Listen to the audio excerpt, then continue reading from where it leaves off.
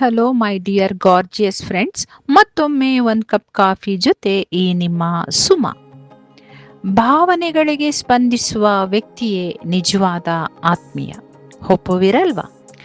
ನಾ ಧರ್ಮಪತ್ನಿ ಬಗ್ಗೆ ಮಾತನಾಡಿದ್ದು ಕೇಳಿ ನನ್ನೊಬ್ಬ ಆತ್ಮೀಯರು, ಮ್ಯಾಮ್, ದಾಂಪತ್ಯದ ಬಗ್ಗೆ ಒಂದೆರಡು ಮಾತಾಡಿ ಎಂದರು.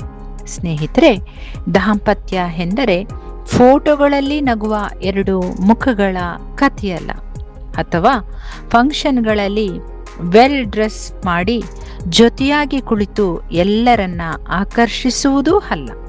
ಅಷ್ಟೇಕೆ ನಾವೇ ಆದರ್ಶ ದಂಪತಿಗಳು ಎಂದು ಕಲರ್ಫುಲ್ ಸ್ಟೇಜ್ ಮೇಲೆ ಟ್ರೋಫಿ ತೆಗೆದುಕೊಳ್ಳುವುದೂ ಅಲ್ಲ.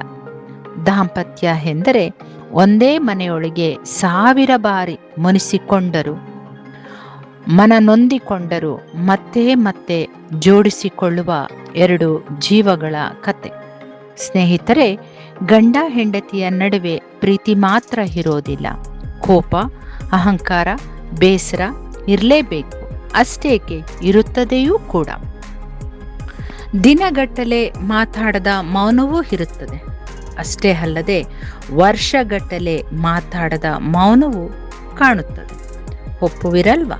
ಛೇ, ಈ ಮನುಷ್ಯ ಈ ಕಾಲಕ್ಕೆ ಬದಲಾಗಲ್ಲ, ನನ್ನ ಕರ್ಮ ಎನ್ನುವ ಹೆಂಡತಿಯ ನೋವು ಒಂದು ಕಡೆ ಆದರೆ, ಇವಳು ಇಂದಿಗೂ ನನ್ನನ್ನು ಅರ್ಥ ಮಾಡಿಕೊಳ್ಳಲಿಲ್ಲ ಎಂಬ ಗಂಡನ ಹೊಳತಾಪ ಇದ್ದೇ ಇರುತ್ತದೆ ಸ್ನೇಹಿತರೆ.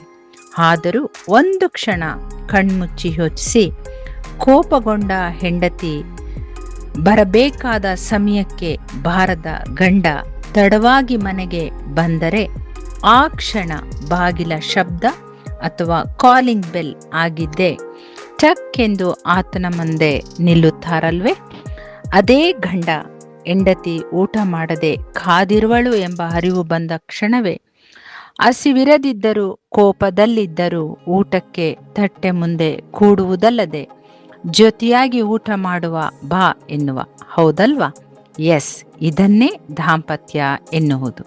ಸ್ನೇಹಿತರೆ, ಗಂಡ ಹೆಂಡತಿ ಬದುಕಿನ ಕೊನೆಯ ಸಂಗಾತಿಗಳು. ಮಕ್ಕಳು ಚಿಕ್ಕವರಿದ್ದಾಗ ಮನೆ ತುಂಬಿರುತ್ತದೆ, ಗಡಿಬಿಡಿ ಸದಾ ಇರುತ್ತದೆ. ಅವರ ಓದು, ಮದುವೆ, ಕೆಲಸ, ಮೊಮ್ಮಕ್ಕಳು ಎಲ್ಲದರಲ್ಲೂ ತಂದೆ ತಾಯಿ ಕರಗಿ ಹೋಗ್ತಾರೆ. ಆದರೆ ಒನ್ ಫೈನ್ ಡೇ ಮಕ್ಕಳು ತಮ್ಮ ತಮ್ಮ ಜೀವನ ರೂಪಿಸಿಕೊಳ್ಳಲು ಹಂತ ಹಂತವಾಗಿ ಮುಂದುವರಿಯುವಾಗ ಮನೆ ನಿಧಾನವಾಗಿ ಖಾಲಿಯಾಗುತ್ತೆ ಅಲ್ವಾ? ಆಗ ಉಳಿಯುವುದು ಈ ಇಬ್ಬರೇ. ಸ್ನೇಹಿತರೆ, ಒಂದು ರಾತ್ರಿ ಒಮ್ಮೆ ಕಿರಿಕಿರಿ ಆಗಿದ್ದ ಗೊರಕೆ ಒಂದು ದಿನ ಕೇಳಿಸದೆ ಹೋದರೆ ಕಣ್ಣೀರು ಆ ಕ್ಷಣ ಜೊತೆ ಅಲ್ವೇ? ಅದೇ ಬೇಡ, ಅಷ್ಟು ಮಾತಾಡಬೇಡ ಎಂದು ಗದರಿಸಿದ್ದ ಆ ಮಾತಾಡೋ ಧ್ವನಿ ಒಂದು ದಿನ ಶಾಶ್ವತವಾಗಿ ನಿಂತು ಹೋದರೆ, ಮನೆಯ ಗೋಡೆಗಳೇ ಜೊತೆ ಮುಂದಕ್ಕೆ ಆ ಖಾಲಿ ಮನೆಯಲ್ಲಿ ಜೀವವಿಲ್ಲದ ಗೋಡೆಗಳ ನಡುವೆ. ಹೌದಲ್ವಾ? ಹಗಲಿದ ನಂತರ ಯಾರೋ ಬಂದು ಸಾಂತ್ವನ ಸಮಾಧಾನ ಮಾಡ್ತಾರೆ.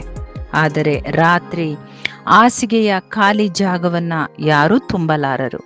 ಔಷಧ ಕುಡ್ದ, ಊಟ ಮಾಡಿದ ಎಂದು ಕೇಳುವ ಕೋಪದ ಧ್ವನಿ, ಕೋಪದಲ್ಲೂ ಕಾಳಜಿ ಇದ್ದ ಸ್ವರದೊಂದಿಗೆ ಕಾಳಜಿ ಮರೆ ಮಾಡಿದ್ದ ಆ ಕಣ್ಣುಗಳನ್ನು ಯಾರೂ ಮರಳಿ ತರಲಾರರು ಅಲ್ವಾ ಸ್ನೇಹಿತರೆ?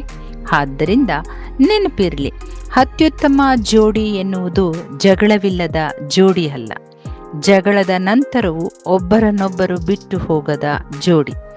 ದಾಂಪತ್ಯದಲ್ಲಿ ಪ್ರೀತಿಗಿಂತ ದೊಡ್ಡದ್ದು ಹೊಂದಾಣಿಕೆ, ಹೊಂದಾಣಿಕೆಗಿಂತ ದೊಡ್ಡದ್ದು ಮೌನ, ಸಹನೆ, ತಾಳ್ಮೆ. ಏನಾದರೂ ನಿಮ್ಮಿಚ್ಛೆ ಫಿಲ್ ಮಾಡ್ಕೊಳ್ಳಿ. ಆದರೆ ಇದೆಲ್ಲದಕ್ಕಿಂತ ದೊಡ್ಡದ್ದು, ಏನಾದರೂ ಆಗಲಿ ಕೊನೆಯವರೆಗೂ ಜೊತೆಗಿದ್ದು ಆರೈಕೆ ಮಾಡುತ್ತಿರುವ ಆ ಮನಸ್ಸು. ಏನಂತೀರಾ ಸ್ನೇಹಿತರೆ? ಒಪ್ತೀರಾ ಅಲ್ವಾ? ತುಂಟತನ, ನಾಚಿಕೆ, ಜಗಳ, ಮೌನ, ಕಷ್ಟ, ಸುಖ, ಕಣ್ಣೀರು, ನಗು, ಸೋಲು, ಹೊಂದಾಣಿಕೆ ಇವೆಲ್ಲವೂ ಸೇರಿ ದಾಂಪತ್ಯವನ್ನು ಮಧುರವಾಗಿಸುತ್ತದೆ ಮತ್ತು ಪವಿತ್ರವಾಗಿಸುತ್ತದೆ, ಅಥವಾ ಜೀವಿಸುವಂತೆ ಮಾಡುತ್ತದೆ. ಬದುಕಿರುವಾಗಲೇ ಸಂಗಾತಿಯ ಬೆಲೆ ಅರಿಯಿರಿ ಏಕೆಂದರೆ ಸತ್ತ ಮೇಲೆ ಅಳುವ ಕಣ್ಣೀರಿಗಿಂತ ಬದುಕಿರುವಾಗ ತೋರಿಸುವ ಕಾಳಜಿ, ಪ್ರೀತಿ, ಗೌರವವೇ ಅಮೂಲ್ಯ. ಸ್ನೇಹಿತರೆ, ಒಮ್ಮೆ ನಮ್ಮ ಕನ್ನಡದ ಅಪ್ರತಿಮ ನಟರಾದ ಸನ್ಮಾನ್ಯ ಲೇಟ್ ಡಾಕ್ಟರ್ ರಾಜ್ಕುಮಾರ್ ಅವರ ಭಾಗ್ಯವಂತರು ಸಿನಿಮಾ ನೋಡಿ. ಪ್ರತಿ ಜನರೇಷನ್ನು ಒಪ್ಪುವಂತಹ ಸಿನಿಮಾ ಇದಾಗಿದೆ. ಸ್ನೇಹಿತರೆ, ಜೀವನದಲ್ಲಿ ಪರಿಪೂರ್ಣ ಸಂಗಾತಿ ಸಿಗುವುದಿಲ್ಲ. ಆದರೆ ಆ ಪರಿಪೂರ್ಣತೆಯಲ್ಲಿ ಒಪ್ಪಿಕೊಂಡು ಕೊನೆಯವರೆಗೂ ಜೊತೆ ಇದ್ದು ಆರೈಕೆ ಮಾಡುವ ಸಂಗಾತಿಗಿಂತ ದೊಡ್ಡ ಭಾಗ್ಯ ಮತ್ತೊಂದಿಲ್ಲ. ಏನಂತೀರ? ನೆನಪಿರಲಿ ಸ್ನೇಹಿತರೆ, ನಿರ್ಲಕ್ಷ್ಯ ಮಾಡಬೇಡಿ. ಪ್ರತಿ ಕ್ಷಣ, ಪ್ರತಿ ಗಳಿಗೆ ಸಂತೋಷ, ಸಮಾಧಾನ, ಉತ್ತಮ ಆಹಾರ, ಪ್ರವಾಸ, ಉತ್ತಮ ಪುಸ್ತಕ, ಉತ್ತಮ ಗೀತೆ, ಜೊತೆಯಾಗಿ ದೇವರ ಧ್ಯಾನ ಇವುಗಳನ್ನು ಸಂಗಾತಿಯೊಡನೆ ಹಂಚಿಕೊಳ್ಳುತ್ತಾ ಜೀವಿಸಿ, ಆನಂದಿಸಿ, ಉಲ್ಲಾಸದಿಂದ ಸಮಯ ಕಳೆಯಿರಿ ಎಂದು ಹಾರೈಸುತ್ತಾ, ಟೇಕ್ ಕೇರ್, ಗಾಡ್ ಬ್ಲೆಸ್.